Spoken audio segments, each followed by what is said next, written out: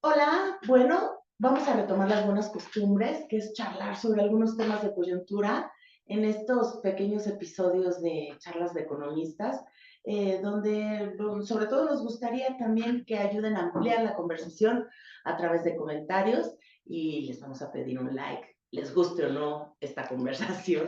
Pero bueno, en primera instancia me gustaría pedirle al doctor Alejandro Rodríguez, que acaba de escribir un artículo sobre los efectos macroeconómicos que puede generar los aranceles impuestos por Estados Unidos a México en los últimos tiempos.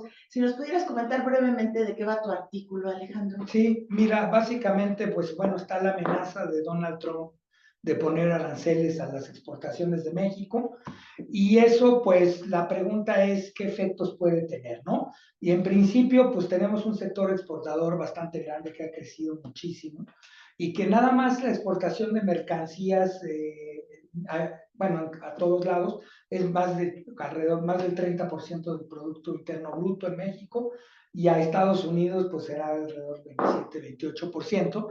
Entonces, aranceles a esas exportaciones implicaría que pues, muchos de nuestros productos se encarecerían fuertemente en Estados Unidos, serían menos demandados y eso en principio nos puede pues, generar un gran problema en términos de producción y empleo aquí en México, ¿no? Ese es básicamente, digamos, el problema en sí, ¿no? Después, bueno, ya en el artículo yo toco qué puede pasar. Hay un efecto, digamos, probablemente protector del tipo de cambio. Al caer las divisas, por la entrada de divisas por las exportaciones, es probable que el tipo de cambio suba y eso compense un poco el efecto de los aranceles, pero pues ahí hay otros problemas que quizás si van pasamos la palabra a los compañeros y podemos seguir platicando después. Pues sería bueno, nada más de esto mismo, ¿por qué el tipo de cambio iría en el sentido contrario de los aranceles? Nada más para cerrar Sí, la idea. bueno, porque cuando sube el tipo de cambio, digamos, los productos de México en el exterior se hacen más baratos. Y entonces ese es un poco una compensación al efecto del arancel que los hace más caros. Entonces es un efecto que pudiera proteger, digamos, compensar un poco compensar el incremento, efecto ¿no? de los aranceles. Y histórica, o sea, los aranceles van a ser del 25% si es que se Sí, aplican, ¿no? sí. El tipo de cambio se devaluaría 25%. No necesariamente, habría que ver ahí cómo son problemas de elasticidades, etcétera, pero no necesariamente, ¿no? Entonces, sin embargo, bueno, yo en el artículo toco algunos problemas porque en el pasado, sobre todo, había lo que se llama el traspaso de tipo de cambio a precios, que es, si subo el tipo de cambio, también suben los precios en México. Entonces, si suben estos precios de bienes exportables y otros no comerciables, pues esa competitividad por el tipo de cambio deja de existir, ¿no? Y el otro problema es básicamente que muchos de los bienes que importamos en México, alrededor del 75% de las importaciones mexicanas son de bienes intermedios, y entonces eso cuando si sube el tipo de cambio encarece esos bienes y también reduce la oferta de productos que México, digo, la oferta de producción de México, ¿no? Entonces eso es algo que pues va en contra de la idea de que puede proteger el tipo de cambio.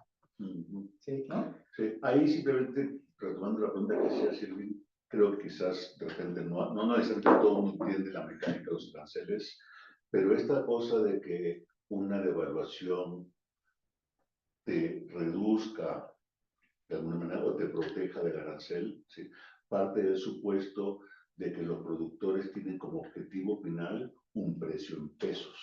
Así es. ¿No es cierto? Es Sí. decir, si yo quiero vender esto, yo quiero recibir esto por 100 pesos, ¿no? Entonces, efectivamente, el arancel me lo encarece, ¿no?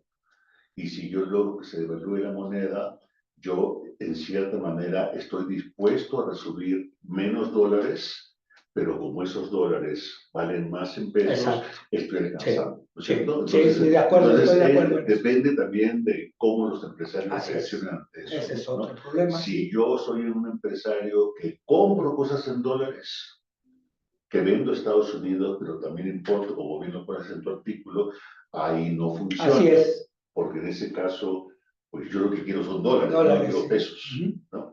Ujú.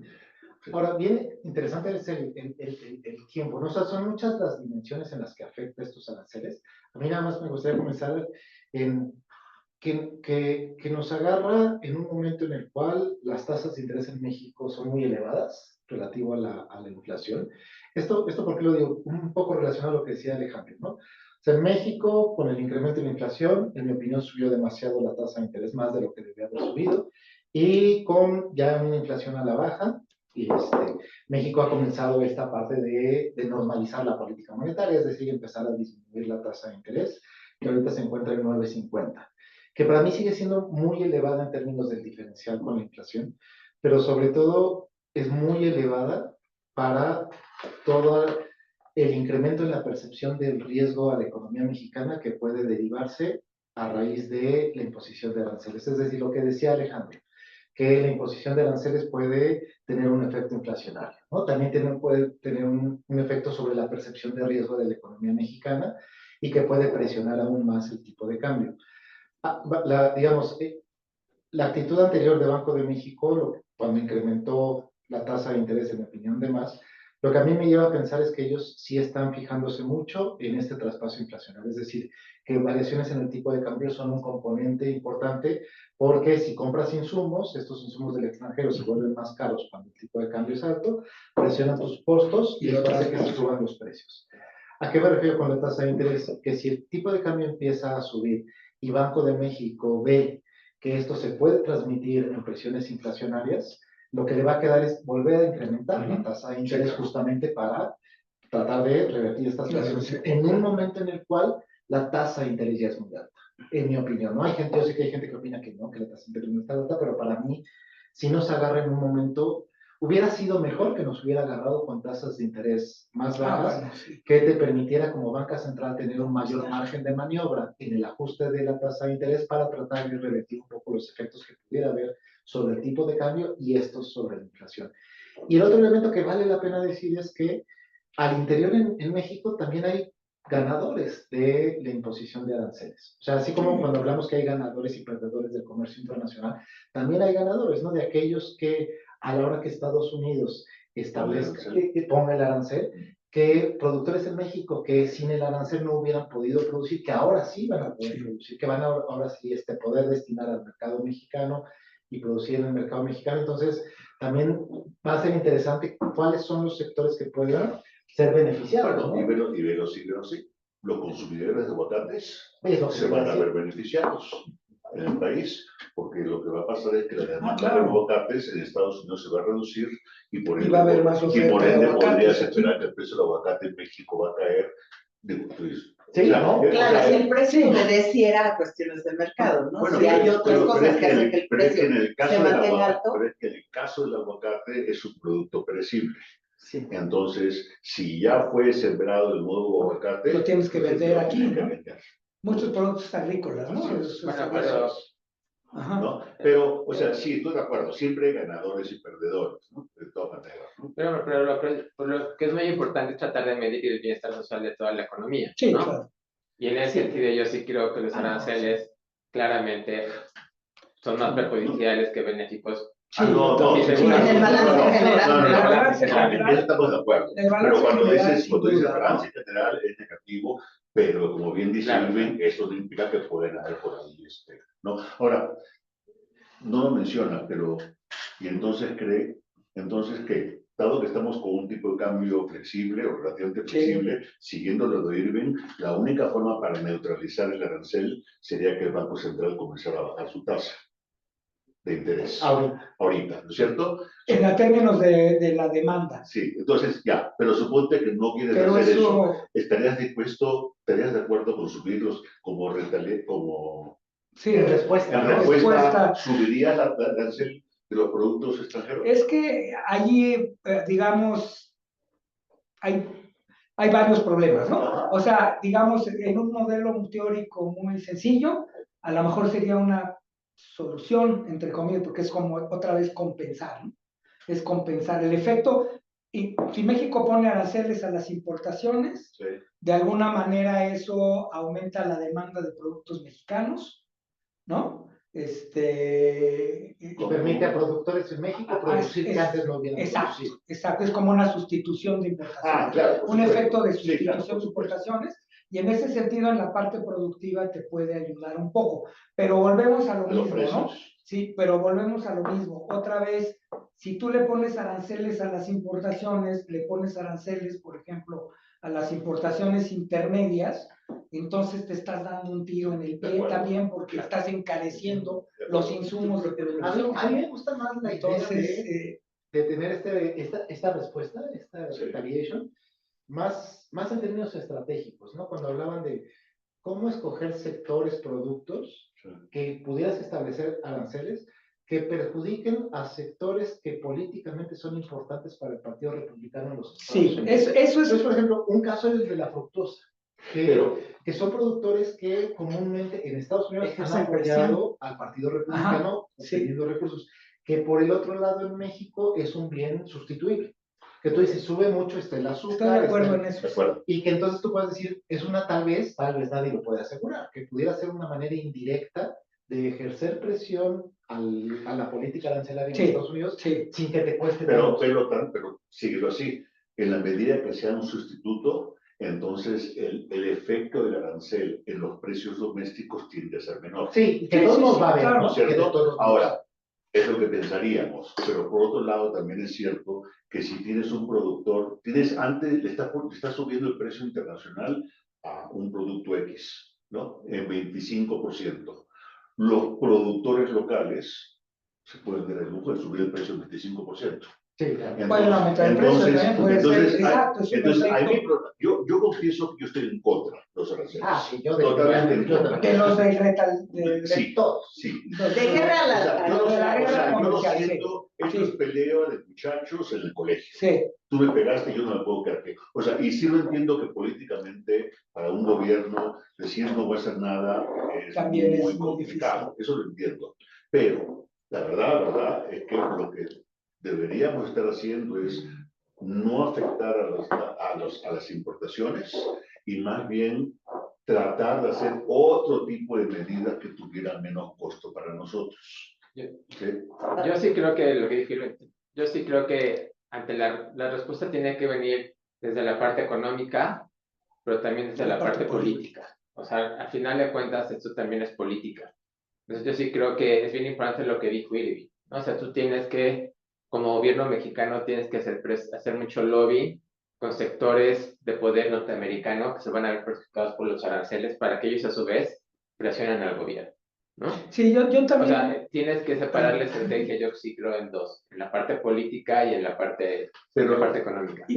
Y a lo mejor en la parte política, pues chance si usas los aranceles. Estoy de acuerdo contigo en que yo no estoy a favor de retaliation los aranceles per se, pero a lo mejor te ayudan en la parte política, ¿no? O sea, no sé, por ejemplo, lo que sí, la otra vez, pero ya con esto acabo, con esto acabo, o sea, cuando creo que en el 19 nos quiero poner también aranceles al acero y al aluminio, y los entonces pusieron, pero no solo un mes. mucha gente dijo, todavía póngales aranceles a los mismos sector. Y creo que la respuesta en aquel entonces fue, no, porque si le ponemos aranceles, nos va a dar la fregada porque compramos mucho. Claro. Sí. Y entonces lo que hicieron fue poner aranceles a productos que a los gringos les pegaban mucho. Pero yo creo que lo ideal sería, uno tendría que ser a productos finales. Sí, para que no te afecte toda la cadena productiva. Y dos, tendría que ser productos bien finales para los cuales tengamos sustitutos. Claro. Yo creo que esa cosa de lo de afectar a los estados republicanos, qué sé yo creo que eso no es buena idea por un motivo sencillo. Acuérdate que en Estados Unidos, un estado republicano porque tuvo un voto más en las elecciones. Un voto más. O sea, ahí el ganado se lleva todo. No, pero más bien sectores que den dinero. Eso es distinto. Yo creo que tienes que pensar, cuando digo un estado republicano, no hay que pensar en el gobernador, hay que pensar en los diputados. No, es que tampoco. Bueno, quizás los diputados. O sea, si tú vas, el distrito del diputado John Smith, que produce un bien que exporta a México, pégale ahí. O sea, los diputados sí tienen mucho poder en Estados Unidos, porque sí representan. O sea, los diputados en Estados Unidos como en México, que en México representan partidos En Estados Unidos los diputados sí representan Al distrito. al distrito. A la población. Ahora, Espera un segundo, Pablo, es que ibas Sí, a... no, nada más. Lo que yo estaría de acuerdo que, obviamente, México, si pone aranceles, tiene que ser muy selectivo en qué bienes pone aranceles, ¿no? Porque una generalización nos matamos. Entonces, yo sí también estoy de acuerdo con César en eso de que tal vez en algunos bienes sí valdría la pena poner aranceles como una represalia política. Económicamente no creo que tenga ningún efecto, ¿no? Ningún efecto. Rápidamente, en la medida que los aranceles se perciban como algo permanente, deberíamos comenzar a pensar en otro tipo de medidas. Sí. Porque no podemos vivir mucho tiempo con aranceles a las importaciones. Entonces, ahí, por ejemplo, habría que pensar en lo que está haciendo Canadá, ¿sí? Que son medidas de mucho más largo plazo, que es comenzar a crear avisos haciendo propaganda a los productos hechos en México. Es decir, no es una medida que está buscando alterar los precios directamente, sino más bien de sustituir Desviar la demanda. Sustituir importaciones. Ahora, quisiera hacer un par de preguntas, dejarlas en el aire y a ver quién lo toma, ya que abordaron el tema político. Mucha gente se pregunta, partir de aranceles unilaterales, como parece ser que va a ocurrir de Estados Unidos hacia México, ¿en qué papel deja el TEMEC? O sea, sabemos que la negociación llega para el 26, pero esto es una forma implícita de romperlo. Eso sería la primera cosa que me gustaría que respondieran. Y la segunda, estos aranceles también le pegan a otra variable, hablamos de tasas de interés y por ahí ya se acerca, pero ¿cómo, o sea, también cómo vamos a afrontar la caída de la inversión extranjera que de alguna manera invertía aquí por la cercanía con Estados Unidos? Por responder rápidamente, lo primerito, Trump es como López Obrador, al diablo con las instituciones, le vale un pepino. Si el TEMEX se rompe, él no está hablando del TEMEX, No le interesa negociar el TEMEX según sus condiciones. No le preocupa si está violando con las aranceles, Estados Unidos está violando el tratado. Está violando miles Le de cosas. importa a Trump lo que va a decir es, nosotros no hacemos caso a lo que la Corte diga y se acabó el asunto. Así de sencillo yo lo veo. No le importa. Yo creo que el TEMEC pues ya está un poco casi muerto. Pero, o sea, digo, no la relación comercial. No lo van a matar. Esa no, pero pues ya qué valor puede tener si jurídicamente no. O sea, alguien está violando y no pasa nada. No pasa nada. Nada, ¿no? O sea, que eso también a mí me ha sorprendido muchísimo. Yo pensé que en Estados Unidos había instituciones, la verdad, más sólidas. Y pues me ha decepcionado, me parece que no es tan distinto aquí. O sea, hablar de TEMEC en términos de las reglas del juego, no en Sí, términos ¿no? de la importancia de la relación. Exacto. O sea, que la relación comercial Esa es tiene que ser, importantísima, claro. Es importante. sino el tratado como un vehículo a través del cual puedas resolver diferencias y puedas evitar decisiones unilaterales, Eso no ya. está funcionando. Eso O sea, ya no esa es la funciona. realidad. Ya lo mató. Ya lo mató, ya no funciona. Y de la inversión extranjera directa, yo sé que César quiere hablar de la parte Ajá. de yo hoy sí quiero desromantizar y desmitificar la inversión extranjera directa. ¿Por qué? Porque realmente en México la nueva inversión es bajísima, pero la inversión extranjera directa no hay. Son reinversiones, o sea, cuando hablamos de que este grant han sido reinversión de utilidades. Cuando hemos hablado de estos años históricos de inversión extranjera directa, es simple y sencillamente porque se vendieron empresas mexicanas. Así es. Y fue cambio Así de es, activos. son cambio de activos. Nada más, no. Transferencia de activos. Lo que sí es cierto es que el nearshoring, el famoso nearshoring, por el momento, Pues ya también Pues está. sí, Sí, claro. Pero tú ves los datos de nueva inversión, sí. no, o sea, no pintan en inversión extranjera directa, es el 1%. Pero perdón, no tenían por qué pintar. No, pero cuando, No, es que yo se sí, hablaba de sí, nearshoring, no, ya o sea, sé, cuando se pero hablaba... es que, a ver, tú veías nuestra capacidad de generación de Mm, electricidad, sí, tú claro. veías yo estoy nuestro de acuerdo. Estado de Derecho, ¿por qué? No. Yo nunca entendía por qué No, porque la se gente creía, iba a venir a invertir a México. no, esa parte yo estoy de acuerdo. Yo más bien estoy diciendo de esta percepción que existe de que Sí. esto va a frenar la atracción de inversión. Tú dices, no hemos atraído inversión, o sea, no ha habido nueva inversión extranjera, son reinversiones de utilidades, lo cual está muy bien. Pero tanto como decir, esto va a cambiar el patrón de la atracción de inversión, pues no, porque no hemos atraído. Va a reforzar la tendencia. Exacto, va a Sí. reforzar la tendencia. De acuerdo. Bueno, y para ir cerrando voy a dejar ahí una provocación. algunas veces comento con los estudiantes y les digo, bueno, se nota que el señor Trump no tomó ningún curso de economía, entonces puede confundirse algunos conceptos.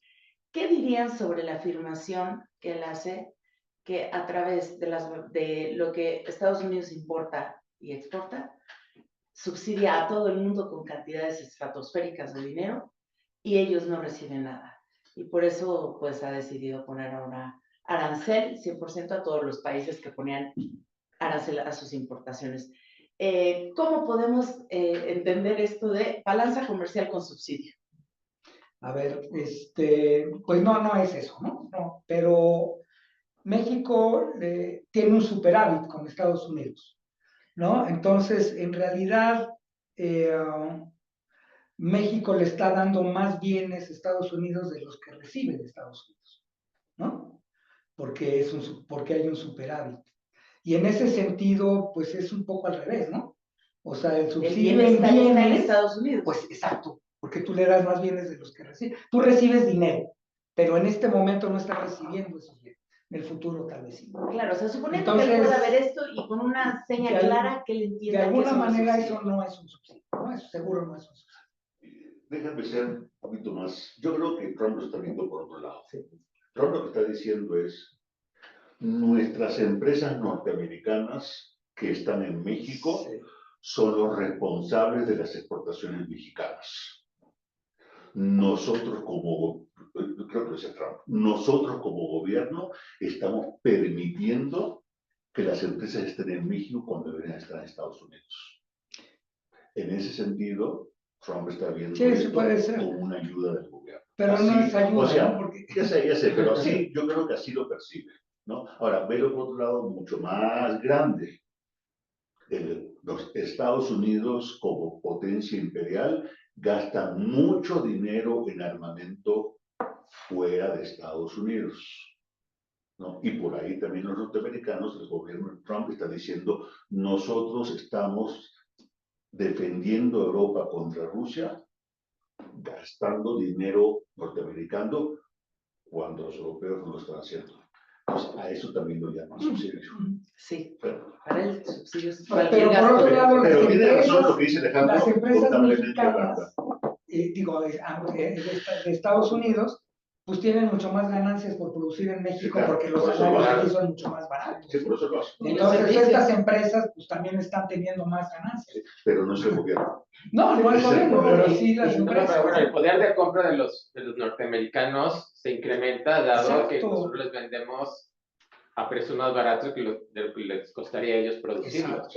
Exacto. De acuerdo. ¿No? Entonces, sí, no hay ningún en ese subsidio, sentido, ¿no? Nosotros estamos subsidiando. Exacto, pero así es. Volviendo a lo que dice nivel de Alejandro. bienestar. La parte es, yo creo que la función objetivo de Trump es política, no es económica. Sí. No. Luego, la gente en Estados Unidos, la población se va a ver perjudicada por el incremento en precios definitivamente.